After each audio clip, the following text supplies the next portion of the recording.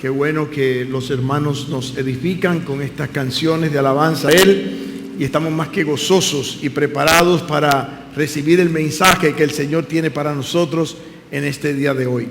Vamos de inmediato a abrir nuestras Biblias en el libro del Apocalipsis, capítulo número 3 y verso 14 al verso número 22. Apocalipsis, capítulo 3, verso número 14 al verso número 22. Y vamos a entrar hoy en el mensaje a la Odisea, la última de las 7 iglesias a las cuales se dirige el Señor en este maravilloso libro de la profecía. Dice: y escribe al ángel de la iglesia en la Odisea: he aquí el amén, el testigo fiel y verdadero, el principio de la creación de Dios, dice esto: yo conozco tus obras, que ni eres frío ni caliente. Ojalá fuese frío o caliente, pero por cuanto eres tibio y no frío ni caliente, te vomitaré de mi boca. Porque tú dices: yo soy rico y me he enriquecido, y de ninguna cosa tengo necesidad, y no sabes que tú eres un desventurado, miserable, pobre, ciego y desnudo. Por tanto, yo te aconsejo que de mí compres oro refinado en fuego, para que seas rico, y vestiduras blancas para vestirte, y que no se descubra la vergüenza de tu desnudez, y unge tus ojos con colirio para que veas. Yo reprendo y castigo a todos los que amo. Sé pues celoso y arrepiéntete. He aquí, yo estoy a la puerta y llamo. Si alguno oye mi voz y abre la puerta, entraré a él y cenaré con él y él conmigo. Al que venciere le daré que se siente conmigo en mi trono, así como yo he vencido y me he sentado con mi Padre en su trono. El que tiene oído, oiga lo que el Espíritu dice a las iglesias. Vamos a orar y a pedir la bendición a nuestro Dios. Padre nuestro que estás en el cielo, queremos invocar tu santo y bendito nombre para alabarte, glorificarte, darte gracias por las misericordias que tú has derramado sobre nosotros, porque siendo viles pecadores, tú hiciste esa obra gloriosa al enviar a tu Hijo Jesucristo a la cruz del Calvario a morir por nuestros pecados. Gracias, Padre, porque un día, por medio de tu Espíritu, nos diste convicción de pecado, de justicia y de juicio. Nos hiciste entender que sin tu salvación no podíamos ser librados del infierno y del fuego eterno. Pero te damos las gracias por Cristo Jesús y por la obra que Él ha hecho a nuestro favor, por la manera en que Él se entregó obedientemente por nuestros pecados, la manera en que Él sufrió por nosotros para darnos la luz, la verdad y el camino hacia la eternidad. Gracias, Padre, porque tú has hecho esta obra cuando ni siquiera lo merecíamos, porque somos pecadores. Y aún, como dice tu palabra, siendo pecadores, Cristo murió por nosotros. Y te damos las gracias por esto y por mucho más. Ahora, Señor, te rogamos que tú nos bendigas en el mensaje de tu palabra, y que cada uno de nosotros pueda entender el propósito por el cual tú te has dirigido a esta iglesia, a tu iglesia, para que cada uno de nosotros de igual manera pueda aprender y pueda tomar la decisión de vivir conforme a la santidad que tú, oh Padre, requieres de nosotros. Bendícenos y guárdanos en el nombre de Cristo Jesús. Amén. Amén. En esta porción de la palabra, como he dicho, encontramos la última epístola que el Señor dirige a las 7 iglesias que se encuentran en el Asia Menor. Podemos decir que la carta o la epístola que el Señor escribe a la Odisea es una de las, o es la epístola más triste de todas las epístolas que se presentan en este libro del Apocalipsis.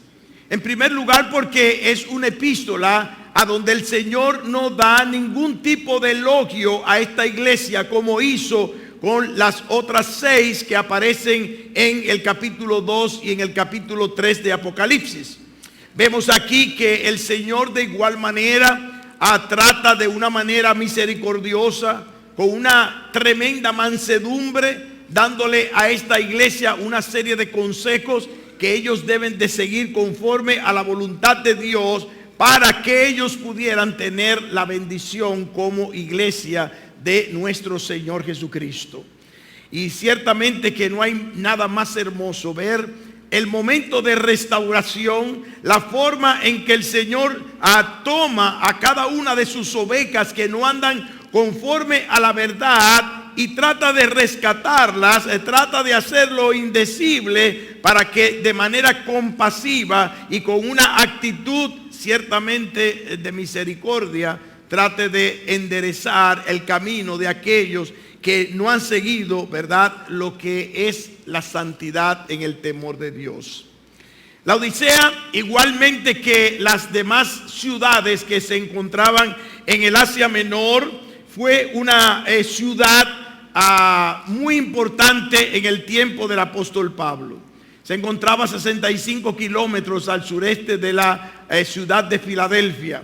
Es la última de las ciudades que se mencionan en este libro del Apocalipsis, y como vemos en la historia se encontraba en la región de Frigia, y fue fundada por el rey sirio Antíoco II Teos.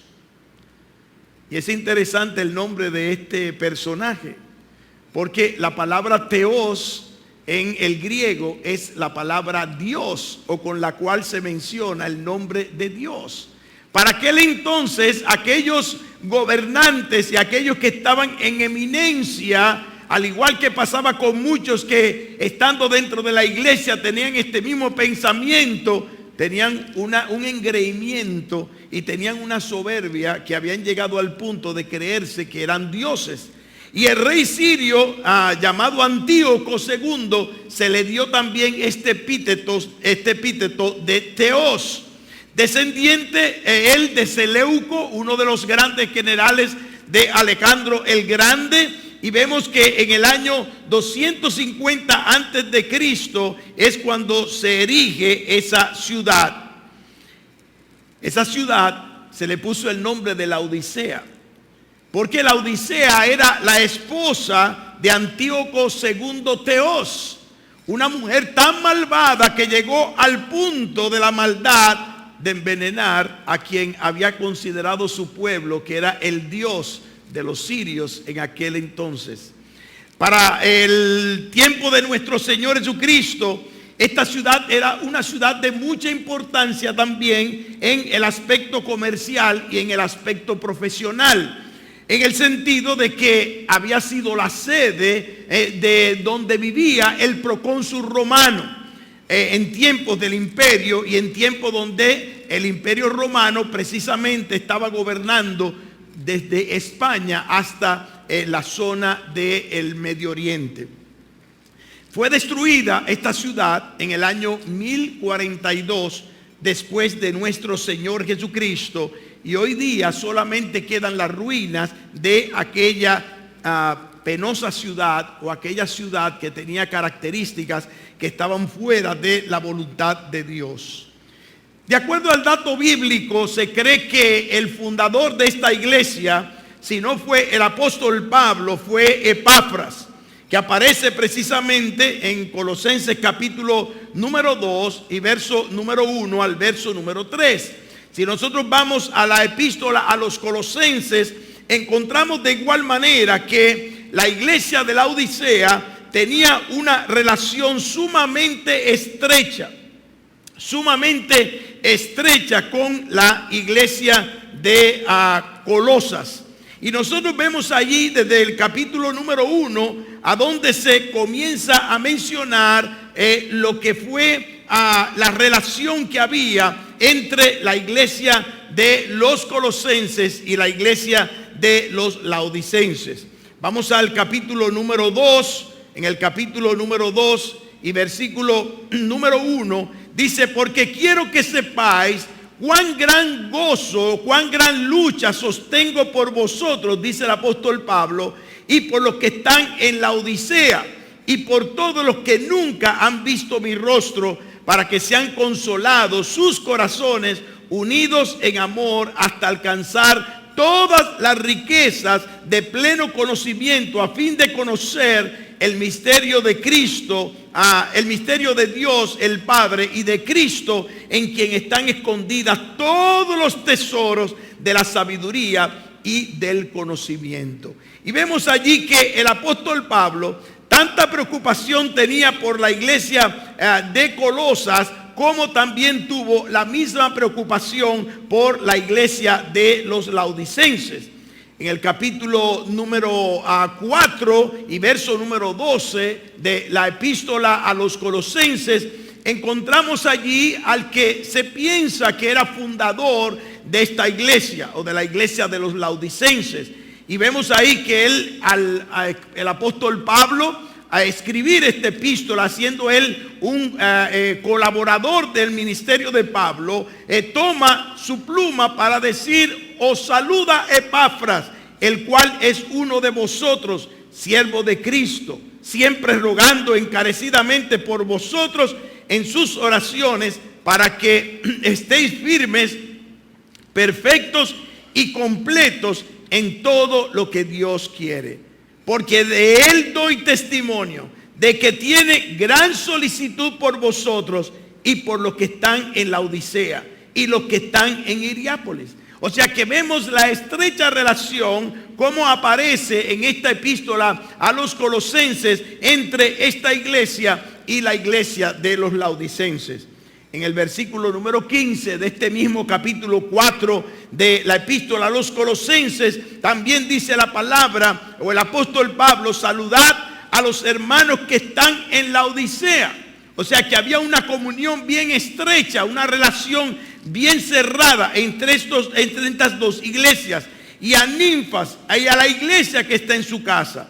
Después dice el versículo 16: cuando esta carta haya sido leída entre vosotros, haced también que se lea en la iglesia de los laodicenses, y que la de la Odisea la leáis también vosotros. O sea que vemos esa estrecha relación que había ciertamente entre estas dos iglesias que se encontraban en estas dos ciudades allí en el Asia Menor. Por otro lado, de igual manera vemos la manera como el Señor se presenta a esta iglesia. Y lo primero que vemos allí es el título con el cual el Señor se dirige a la iglesia de la Odisea.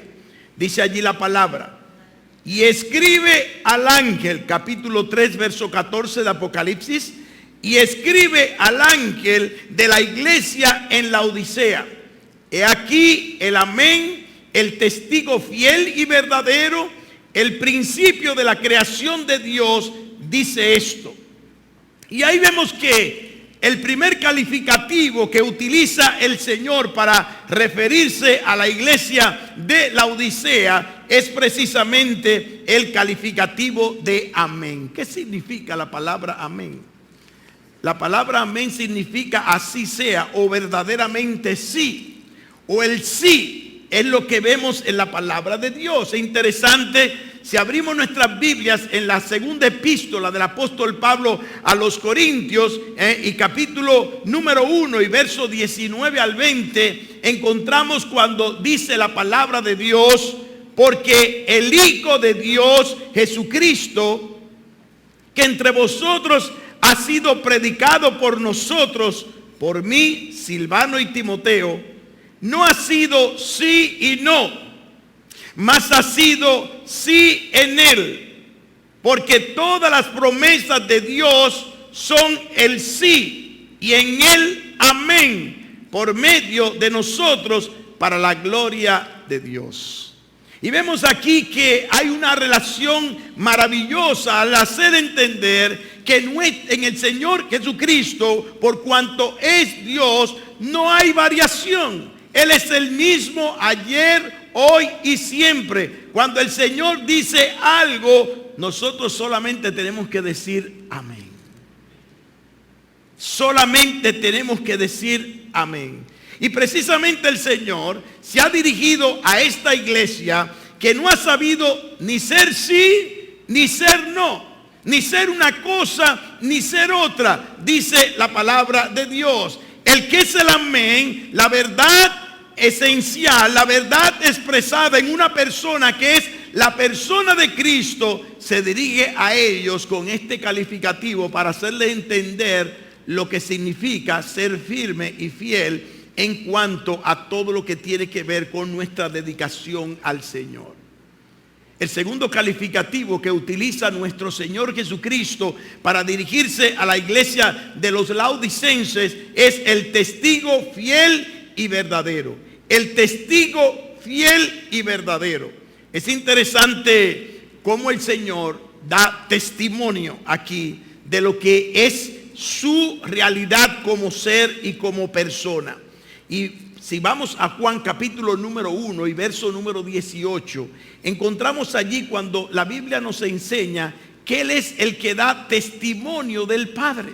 Él es el que da testimonio de la persona de Dios. A Dios nadie le conoció jamás, dice la Sagrada Escritura. El unigénito Hijo que está en el seno del Padre, que dice, Él le ha dado a conocer.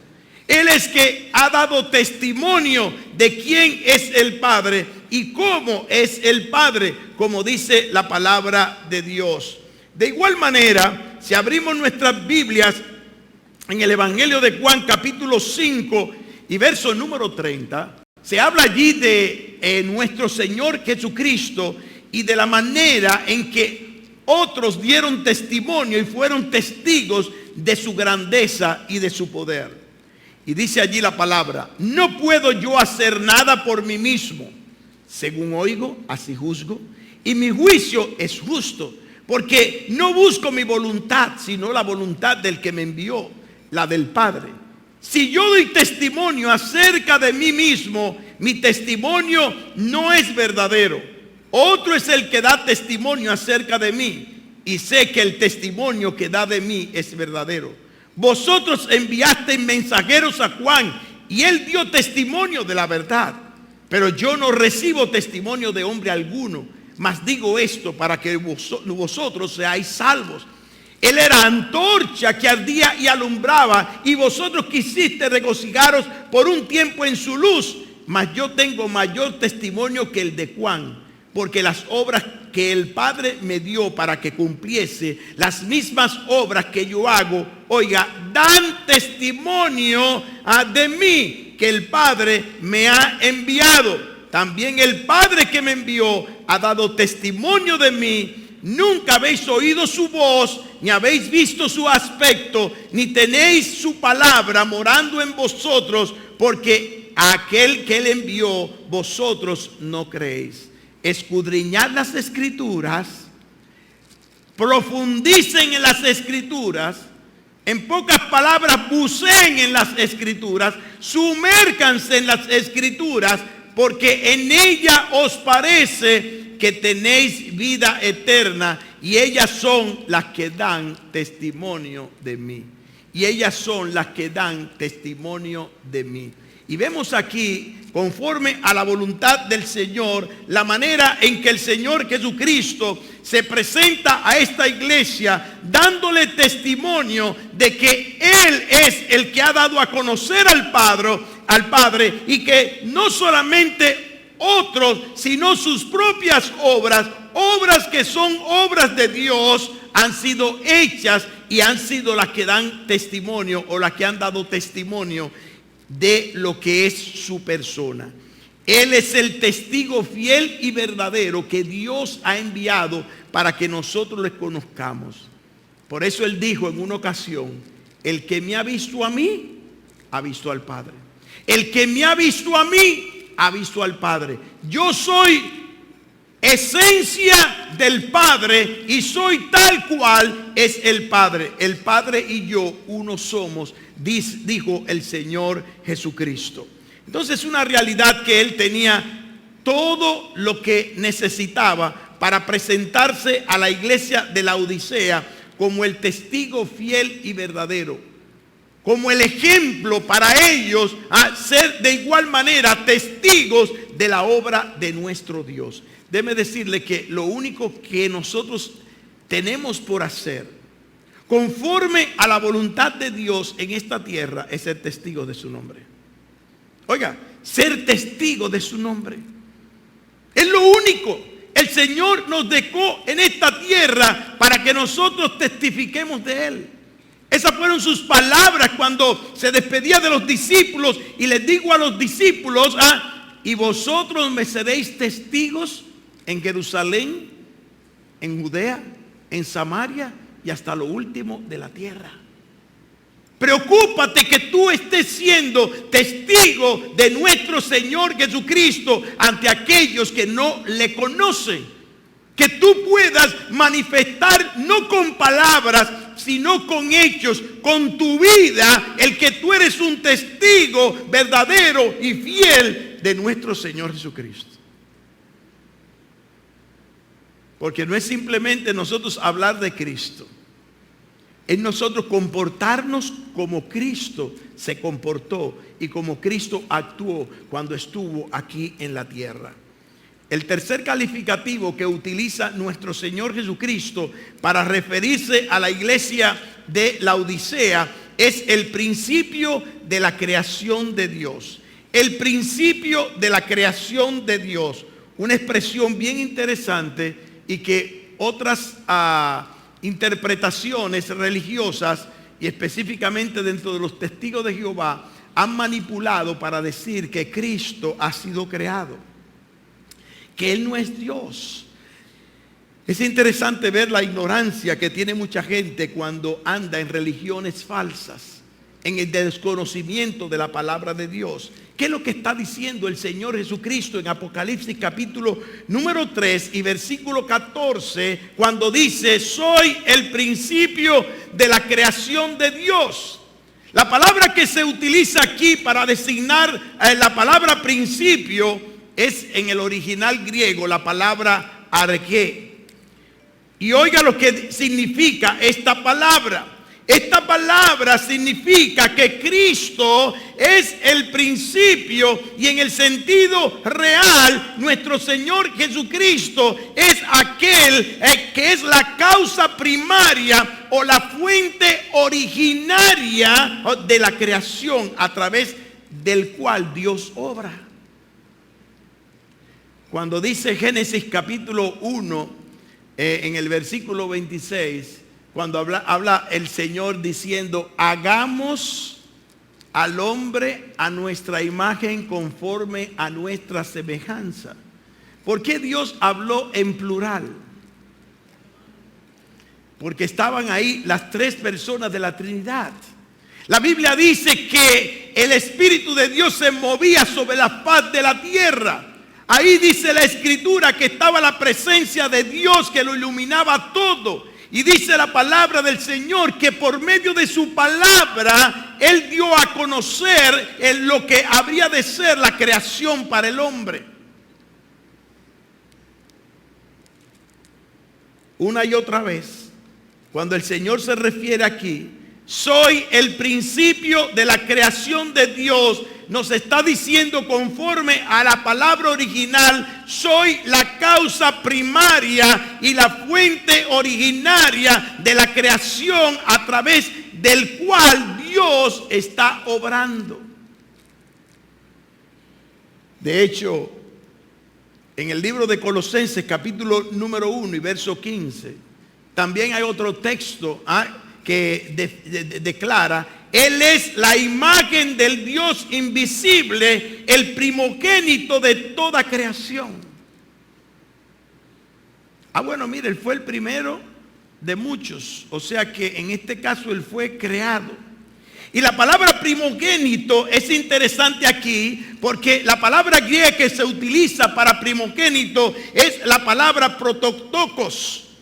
Está dividida esa palabra, es una palabra compuesta de dos palabras. La palabra protos, que significa el principal, el jefe de, el más notable, el más noble, el más distinguido, el más excelente, el más alto. Y la palabra tocos aquí lo que significa es hijo, o hablando de descendencia. Lo que está diciendo el texto literalmente en esta porción de la escritura, que Él es la imagen del Dios invisible, porque de hecho Él es el que ha dado testimonio del Padre. De hecho, porque a Dios nadie le vio jamás, Él es el único que le ha dado a conocer, y como vemos aquí, es la imagen del Dios invisible. Si usted quiere ver a Dios, va a tener que ver a Dios en la faz de Jesucristo. Gloria al Señor.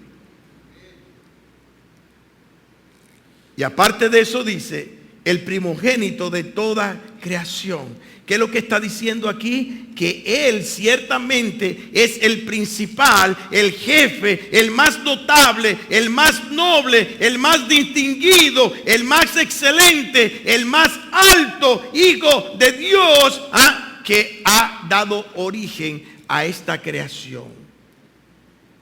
De hecho, el mismo texto continúa diciendo, Él es la cabeza de todo, como dice la Escritura, y por eso Dios lo dio como cabeza a su iglesia.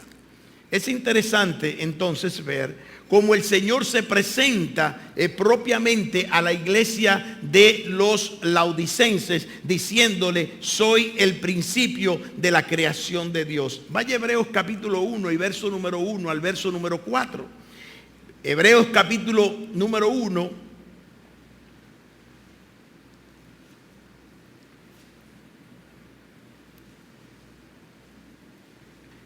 Y mire lo que dice allí la palabra de Dios. Dios, habiendo hablado muchas veces y de muchas maneras en otro tiempo a los padres por los profetas, en estos postreros días nos ha hablado por el Hijo, a quien constituyó heredero de todo y por quien asimismo, ¿qué dice ahí? Hizo el universo, el cual siendo el resplandor de su gloria y la imagen misma de su sustancia, y quien sustenta todas las cosas, ¿con qué? Con la palabra de su poder, habiendo efectuado la purificación de nuestros pecados por medio de sí mismo, se sentó a la diestra de la majestad en las alturas, hecho tanto superior a los ángeles, cuanto heredó más excelente nombre que ellos. Entonces vemos claramente, como nos enseña la Sagrada Escritura, que el Señor Jesucristo es el supremo de todo lo que existe en esta tierra. Y de ahí pasamos en Apocalipsis capítulo 3 y verso número 15 a la queja que tiene el Señor con la iglesia de Laodicea. La queja que tiene el Señor con la iglesia de Laodicea. Y vemos allí que lo primero que el Señor hace es describir su condición espiritual. El pasaje nos dice, yo conozco tus obras, que ni eres tibio, frío ni caliente. Ojalá fueses frío o caliente. Pero por cuanto eres tibio y no frío ni caliente, te vomitaré de mi boca. Porque tú dices, yo soy rico y me he enriquecido, de ninguna cosa tengo necesidad, y no sabe que tú eres un desventurado, miserable, pobre, ciego y desnudo. Tremenda queja del Señor para la iglesia a los laodicenses. Se ha dicho muchas veces, y aún la interpretación de las epístolas del Apocalipsis basado en lo que es el historial de la iglesia desde su fundación, de la iglesia primitiva hasta ahora, se compara a la iglesia de la Odisea con la iglesia de los últimos días. Y aunque ciertamente a través de la historia, y la Odisea es una muestra de esto, han existido iglesias de todas las naturalezas, vemos aquí que esta iglesia ciertamente era una iglesia engreída. Era una iglesia con un poder económico impresionante. Por la localidad a donde se encontraba, ciertamente era una iglesia que había sido minada de toda clase de personas pudientes. Y más que todo esto, como dice aquí la palabra de Dios, no tenían necesidad absolutamente de nada con respecto a lo que era espiritual para ellos conseguir lo que ellos quisieran conseguir. Y lamentablemente el Señor tiene aquí 3 afirmaciones. Tú no eres ni frío ni caliente. Hoy en día yo veo que la gente califica a las iglesias como frías cuando no hacen mucho escándalo y calientes cuando tiran hasta para arriba las sillas de la iglesia o del templo. Oiga, ¿por qué hacen las diferencias o las calificaciones dentro de las iglesias? La palabra de Dios no cataloga a una iglesia como fría o como caliente con respecto a lo que nosotros externamente hagamos, sino a lo que nosotros internamente seamos. A la relación que nosotros tengamos con el Dios de los cielos y a la dependencia que nosotros dediquemos o tengamos con respecto a nuestro Señor Jesucristo, el que dijo: separados de mí, nada, absolutamente nada, con respecto, por supuesto, a lo espiritual, a lo que pertenece al reino de Dios, nada podéis hacer. Podemos hacer cualquier otra cosa, pero desde el punto de vista del reino de Dios no vamos a poder hacer absolutamente nada si no tenemos una relación personal con el Señor. Y el Señor le dice: ojalá que fueses frío o caliente. ¿Por qué? Porque ciertamente el frío tiene oportunidad de calentarse. El caliente, por supuesto, pues estará bien en su relación con el Señor. Y el Señor le dice: ojalá que fueses frío o caliente. Pero por cuanto eres tibio y no frío ni caliente, te vomitaré de mi boca. Ellos no negaban al Señor, pero tampoco tenían una relación personal estrecha con el Señor. Una oportunidad de relación con el Señor para glorificar su nombre. Y hoy día se parece mucho esto a lo que estamos viendo en la iglesia de los últimos días. Y ahí tenemos imágenes de lo que está siendo hoy proclamado como el evangelio de la prosperidad, a donde el dinero salta, mire, por los aires, y todo el mundo ofrece dinero a las iglesias y a los pastores y a los megas apóstoles que existen hoy en día, llevando el dinero hasta el mismo púlpito para ofrendar y para dar y para recibir de Dios, como si Dios tuviese que ser comprado con dinero para hacer cosas. Como dijo el apóstol Pablo en una ocasión, cuando trataron de sobornarlo: yo no busco lo vuestro, yo busco a vosotros.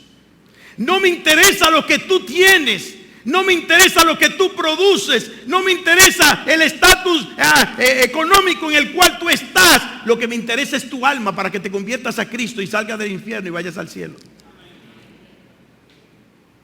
Esa tiene que ser la preocupación de la iglesia de nuestro Señor Jesucristo aquí en la tierra. Pero esta es una iglesia social caracterizada por la indiferencia absoluta en cuanto al trabajo y propósito de Dios, que es ir por el mundo y hacer discípulos a cada una de las naciones. Y esa tiene que ser tu preocupación. ¿Cuántos discípulos o cuántos estás discipulando en el día de hoy? ¿Cuántos como cristianos tú estás tratando de reproducirte en tu vida para la gloria de nuestro Señor Jesucristo? ¿De qué manera estás viviendo? Siendo semejante a nuestro Señor Jesucristo, para que tú te reproduzcas en la vida de otros que necesitan reproducirse de igual manera en la vida de otros. Eso es lo que está diciendo la palabra de Dios. Hoy en día usted ve los megaconciertos. Ayer publiqué en el Facebook una fotografía que me llegó bien aleccionadora. Hoy en día, usted quiere ver gente cristiana alabando a Dios, prepara un megaconcierto. Y ahí usted verá eso lleno de gente.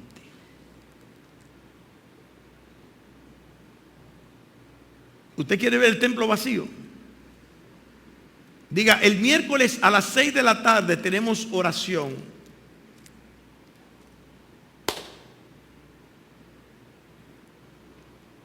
6 de aquí, 5, 10 o 15 ahí.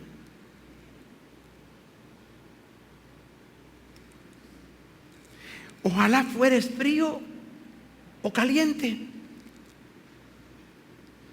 Ojalá fueses frío o caliente. Pero por cuanto eres tibio y no frío ni caliente, te vomitaré de mi boca. Eso es lo que está diciendo el Señor. ¿Cómo estamos midiendo la vida espiritual de una iglesia? ¿En qué medida nosotros estamos fortaleciéndonos en la dependencia del Señor como iglesia cuando nosotros nos reunimos a orar? Y pueden ser contados con los dedos de las manos. Ni siquiera tenemos que usar los dedos de los pies para contar a los hermanos. ¿Cuándo pasa esto? El Señor lo dice aquí, lo describe aquí. Es cuando una iglesia llega a decir lo que dijo la Odisea. El Señor describe lo que la iglesia piensa de sí misma, lo que cada uno de sus miembros piensan de sí mismos. Yo soy rico y me he enriquecido y de ninguna cosa tengo necesidad. Yo tengo mi propio programa, yo tengo mis propias actividades, yo tengo mis propios intereses, yo tengo mis propios anhelos, yo tengo mi propia agenda. No me importa la agenda de la obra de Dios. Suficiente riqueza. Yo soy rico y me he enriquecido y de ninguna cosa tengo necesidad. Mis arcas, económicamente hablando, socialmente hablando, están suficientemente llenas y abarrotadas que yo no necesito de nuestro Dios, de las riquezas de Cristo. El Señor describe la realidad detallada de esta iglesia. Y yo veo la ternura con la cual el Señor habla a esta iglesia. Una iglesia engreída. Y no hay cosa más engreída que una persona rica. No hay cosa más hermosa que ver a un rico humilde. No hay cosa más desagradable que ver a un rico arrogante, soberbio. Y por eso el Señor le dice a esta iglesia: y no sabes que tú eres un desventurado, miserable, pobre, ciego, desnudo. Yo traje una imagen, una caricatura. Porque yo me imagino, cuando yo vi esa caricatura, yo dije, esto es perfecto para imaginarnos lo que la Odisea se creía de sí misma y lo que el Señor creía de ella y veía de ella. ¿Usted lo ve ahí? Medite en esa imagen. Una iglesia enriquecida, engreída en sus propios teneres y en su propia gloria, mas sin embargo el Señor la veía como una mendiga.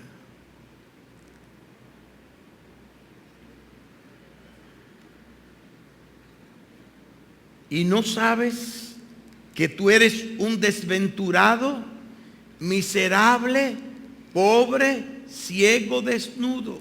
¿Usted sabe lo que significa todo eso?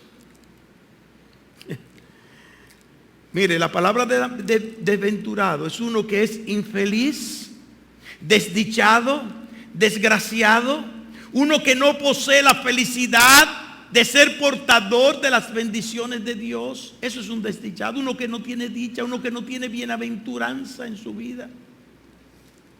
El Señor le dice a la Odisea: tú eres miserable, eres un agarrado, arrastrado, avaro, canalla, mezquino, roñoso, incapaz de dar o compartir con el amor que posees.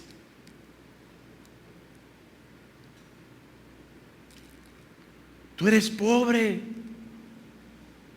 harapiento, desaliñado, desposeído, indigente.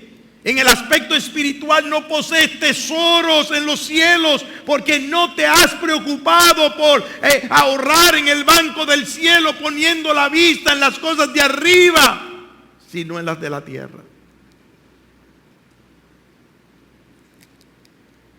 Eres ciego, falta de visión para tener una visión verdadera de lo que es importante en esta tierra para un creyente.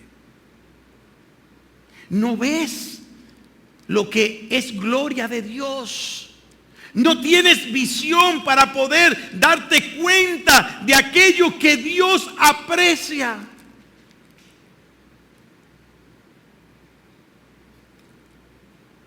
Hay un cántico que cantamos que dice: abre mis ojos a la luz.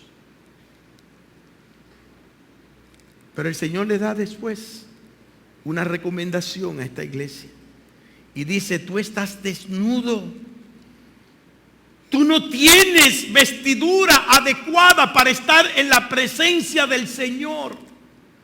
Oiga, palabras duras las que el Señor está dirigiendo a esta iglesia. El creyente tiene que vestirse con vestiduras blancas, hecha de lino fino. Y la palabra de Dios en Apocalipsis 19:8 dice que ese lino fino son las acciones justas de los santos, aquellas cosas que hacemos conforme a la justicia de Dios para glorificar el nombre de Dios y hacer que el nombre de Dios sea el único que sea exaltado. Lo demás es disparate. Lo demás lo tizna el hollín, se lo come la polilla y el ladrón se lo roba. El Señor nos mandó a hacer tesoros en los cielos, a donde no ocurre nada de esto. En el banco del cielo, para la gloria de Dios. Estamos en esta tierra entendiendo que hemos sido salvados para ser testigos de nuestro Señor Jesucristo, y hacer su voluntad y darle gloria con nuestra vida a Él. Perfectos no vamos a hacer nunca, pero sí tenemos que ir camino a la perfección. Dice la palabra de Dios: es santo como vuestro Padre que está en los cielos es santo. Y aquí vemos el consejo y la exhortación que le da el Señor a esta iglesia. Apocalipsis capítulo 3, versículo 18 al 20. Por tanto, yo te aconsejo que de mí compres oro refinado en fuego para que seas rico, y vestiduras blancas para vestirte, y que no se descubra la vergüenza de tu desnudez. Unge tus ojos con colirio para que veas. Yo reprendo y castigo a todos los que amo. Sé pues celoso y arrepiéntete. He aquí que estoy a la puerta y llamo. Si alguno oye mi voz y abre la puerta, entraré a él y cenaré con él y él conmigo. Lo primero que vemos allí es como el Señor le dice: mira, ven a comprar riquezas a donde mí. Hermanos, el único que tiene riquezas espirituales es Cristo Jesús. Las únicas riquezas que nosotros podremos llevar a los cielos son las riquezas de Cristo Jesús. Déjeme decirle, de aquí vinimos pelado y de aquí nos vamos pelados. Si nosotros no hemos hecho, como dice la palabra de Dios, tesoros en los cielos, mire, no vamos a tener nada, por lo cual glorificar el nombre de Dios en los cielos. Oro refinado en fuego. Abra su Biblia en Primera a los Corintios, capítulo 3 y verso 7. Primera a los Corintios, capítulo 3 y verso número 7. Mire lo que dice allí la palabra de Dios. Porque va a haber un día en que el Señor, mire, va a probar la obra de cada uno. Y por eso cada uno de manera particular es que tiene que evaluar si lo que está haciendo para el Señor lo está haciendo para la gloria de Él o para gloria de hombres. Dice así que el que planta, ni el que planta es algo, ni el que riega, sino Dios que da el crecimiento. Y el que planta y el que riega son una misma cosa, aunque cada uno recibirá su recompensa conforme a su labor. Porque nosotros somos colaboradores de Dios y vosotros sois, oiga, labranza de Dios, edificio de Dios. Conforme a la gracia de Dios que me ha sido dada, yo como perito arquitecto puse el fundamento y otro edifica encima, pero cada uno mire cómo sobreedifica. Porque nadie puede poner, oiga, otro fundamento que el que está puesto, el cual es Jesucristo. Y sobre este fundamento, si alguno edificare oro, plata, piedras preciosas, madera, heno, hojarasca, la obra de cada uno se hará manifiesta, porque el día la declarará, pues por el fuego será revelada. Y la obra de cada uno, cual sea, el fuego la probará. Si permaneciere la obra de alguno que sobreedificó, recibirá recompensa. Si la obra de alguno se quemare, él sufrirá pérdida, si bien él mismo será salvo, aún así como por fuego. Hermanos, hay un tribunal en los cielos. Cuando salgamos de esta tierra, los creyentes vamos al tribunal de Cristo. Y vamos a presentar ante ese tribunal de Cristo, que no es un tribunal para juicio, sino un tribunal para entregar las coronas a aquellos que han hecho la voluntad de Dios y que el Señor ha prometido cuando vayamos con las manos llenas. Yo me imagino que delante del trono de Dios habrá una especie de horno, o una especie de, ¿verdad?, de algo con fuego, donde el Señor nos dirá: échala ahí, echa lo que tú has traído. Y el fuego, dice allí la palabra, probará la obra de cada uno.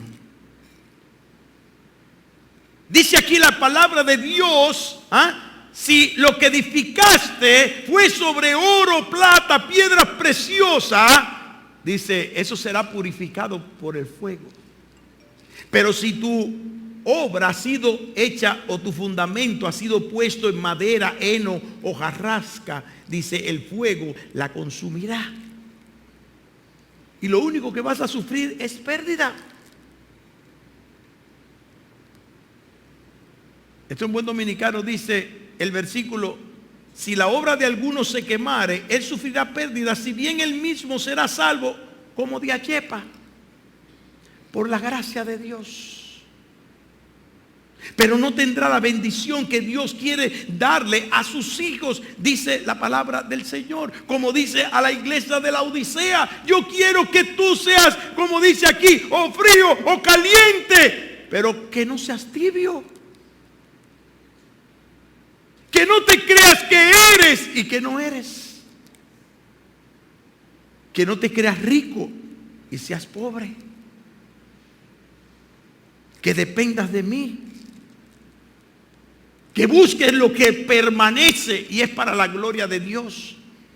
Y el Señor exhorta a esta iglesia a tener celo santo de Dios y a arrepentirse. Yo reprendo y castigo al que amo. ¿Usted quiere ser un hijo delincuente? Nunca le ponga la mano. Nunca lo corrija. Todo lo que haga está bien hecho. Soporte todas las necedades y todas las truanerías que ese hijo suyo pueda hacer. Y usted va a graduar un delincuente. Dios dice, y eso está en Hebreos capítulo 12. Verso 5, habla de la disciplina del Señor y nos dice claramente lo que el Señor piensa con respecto a lo que son sus hijos y al tratamiento que Él le da a sus hijos. Mire lo que dice la palabra de Dios allí. Hebreos 12, Versículo 5. ¿Y habéis ya olvidado la exhortación que como a hijos se os dirige diciendo: hijo mío, no menosprecies la disciplina del Señor, ni desmayes cuando eres reprendido por Él? Porque el Señor al que ama disciplina y azota a todo aquel que recibe por hijo. Si soportáis la disciplina, Dios os trata como a hijos. Porque ¿qué hijo es aquel a quien el Padre no disciplina? Pero si se os deja sin disciplina, de la cual todos han sido participantes, entonces sois bastardos y no hijos. Por otra parte, tuvimos a nuestros padres terrenales que nos disciplinaban y los venerábamos. ¿Por qué no obedeceremos mucho mejor al Padre de los Espíritus y viviremos? Y aquellos ciertamente por pocos días nos disciplinaban como a ellos les parecía, pero para lo que nos es provechoso, para que participemos de su santidad. Cuando Dios te discipline, mi hermano, dale gracias a Dios que te está disciplinando. Cuando Dios trate contigo, dale gracias a Dios en primer lugar, porque Él te está diciendo que tú no eres un hijo bastardo, sino que tú eres un hijo de Dios para gloria de su nombre. Cuando tú eres disciplinado por Dios, es una garantía de que vas a tener gozo en el día de mañana. Oiga lo que dice el texto en el versículo 11. Es verdad que ninguna disciplina al presente parece ser causa de gozo, sino de tristeza. Pero después da fruto apacible de justicia a los que en ella han sido ejercitados. Gloria al Señor. La disciplina del Señor es una garantía de que en el día de mañana tú vas a tener gozo apacible de justicia. De que tú vas a ser bendecido por Dios y vas a disfrutar de las glorias de Cristo, como dice la palabra del Señor. Por eso Él dice: arrepiéntete. Toma la decisión de cambiar tu vida. Toma la decisión de hacer la voluntad de Dios, de seguir el consejo del Señor. Y el Señor llama a la Odisea a la humillación. El Señor llama a la Odisea a humillarse, a darse cuenta y a reconocer que todas sus riquezas, que todas sus posesiones, que toda la gloria de hombre que ella ha acumulado no sirve absolutamente de nada ante la presencia del Dios de los cielos.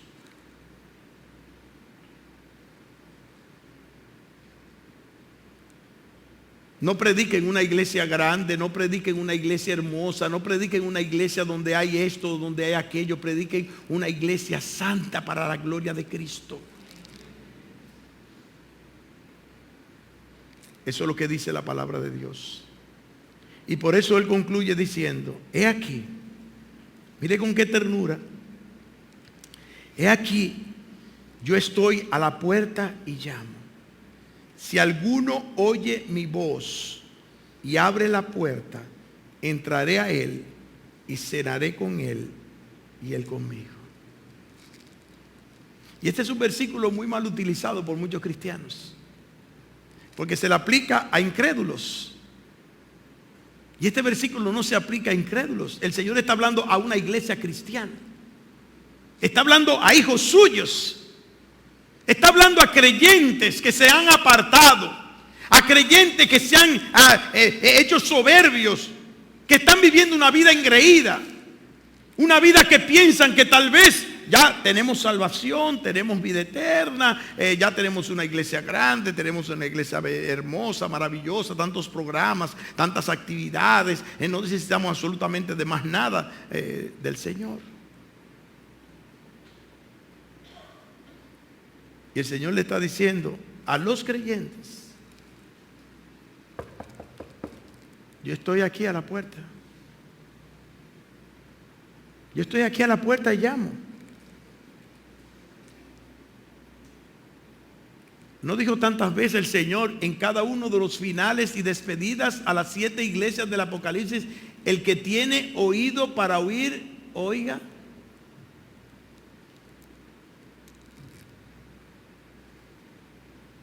Hay que tener, mire, un oído tan sensible como la de los perritos. La primera que anuncia en mi casa que llegó alguien que se tocó el timbre es la perrita que tenemos en casa.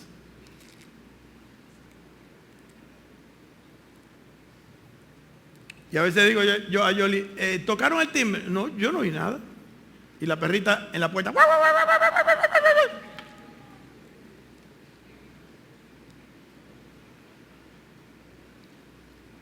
Sensibilidad a la palabra de Dios. Dice allí la palabra, yo estoy a la puerta y llamo. Y está hablando ya de manera particular. No está hablando aquí a la iglesia de la Odisea completamente. Está hablando a creyentes particulares. Si alguno oye. No está diciendo, si la iglesia oye. No. Si alguno oye. ¿Quiénes formamos la iglesia? Nosotros, los creyentes como cristianos. De manera particular, la iglesia, todos los creyentes, a una se le está dando esta voz del Señor diciendo, estoy a la puerta y llamo. Si alguno oye mi voz, ojalá que seamos todos.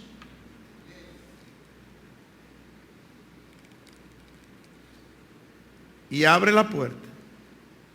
Mire qué maravilloso, el Señor tiene toda la autoridad para empujar la puerta, entrar cuando le dé la gana, pero el Señor no está obligando a nadie. El Señor no te va a obligar. Esto es un acto voluntario. Yo pienso y visualizo esa puerta que solamente tenía cerrojo por el lado de adentro, del lado de tu corazón. Si alguno oye mi voz y abre la puerta, dice allí la palabra, yo entraré con él, entraré a él, cenaré con él y él conmigo. ¿Usted ha visto cuando una joven quiere impresionar a su enamorado?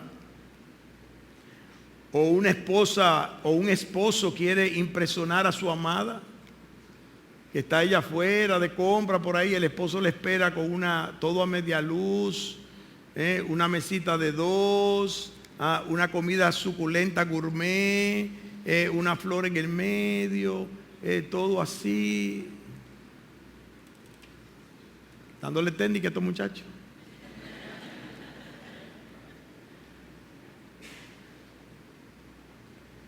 ¿Y qué es lo que indica eso? Intimidad. El Señor quiere tener una relación íntima contigo y conmigo. Eso es lo que dice aquí la palabra. Por eso el Señor está llamando a cada creyente de manera particular a abrir la puerta de su corazón. Luego de un arrepentimiento genuino.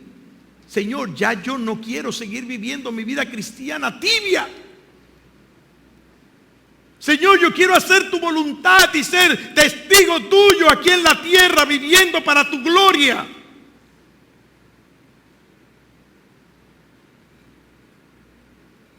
Por eso te concluye diciendo, al que venciere, capítulo 3, verso 21, al que venciere, le daré que se siente conmigo en mi trono, como yo he vencido y me he sentado con mi Padre en su trono. Eso es lo que quiere el Señor, proveernos a nosotros sus propias riquezas. Pero para eso nosotros tenemos que padecer con Él. Dice Romanos 8:17, y si hijos, también herederos, herederos de Dios y coherederos con Cristo, si es que padecemos con Él juntamente, para que juntamente con Él seamos glorificados. Si tú no padeces por Cristo, tú no puedes vivir las glorias de Cristo. Si tú no padeces por Cristo y con Cristo, dice la palabra de Dios, tú no puedes tener las riquezas que pertenecen a Cristo. Y Él se humilló para que nosotros fuésemos ricos. para que nosotros disfrutásemos de sus riquezas, dice la palabra, para que nosotros en Él fuésemos enriquecidos, como testifica la Sagrada Escritura. Al que venciere, dice la palabra, le daré que se siente conmigo en mi trono, así como yo he vencido y me he sentado con mi Padre en su trono, dice la palabra de Dios. Y concluye como concluye las 7 y cada una de estas epístolas. El que tiene oído, oiga lo que el Espíritu dice a las iglesias.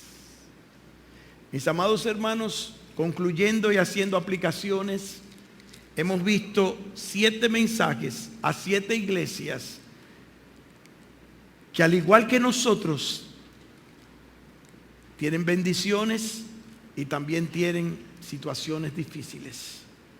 Es hora que nosotros entendamos que cuando Dios habla, su pueblo calla.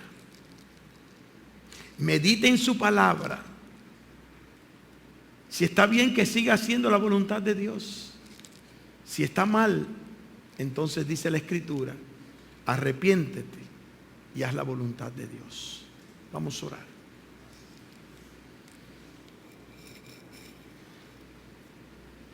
Padre nuestro, estamos ante tu presencia.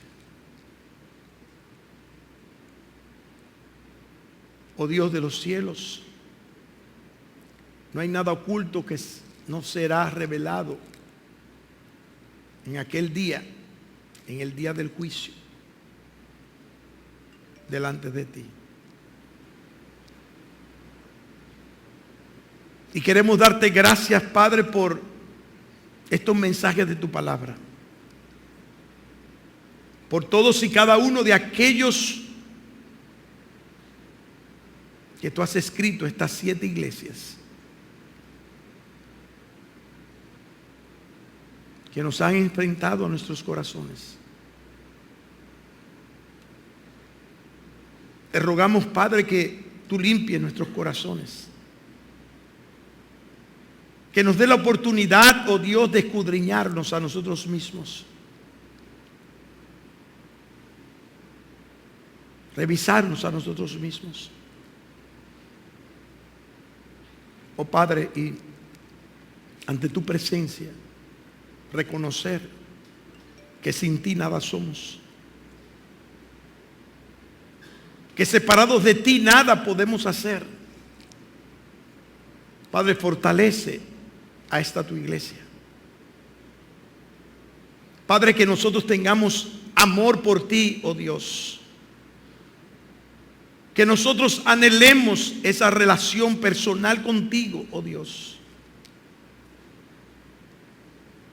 Que nosotros entendamos lo que es importante y que dejemos atrás lo que es urgente.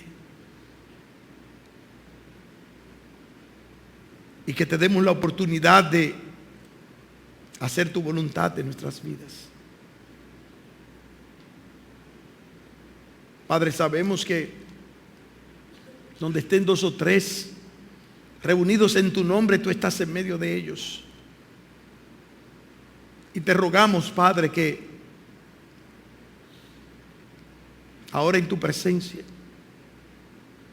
podamos reconocer de manera particular dónde hemos fallado. Aquellas cosas, Señor, que tenemos que traer ante tu trono y decirte perdón, Señor.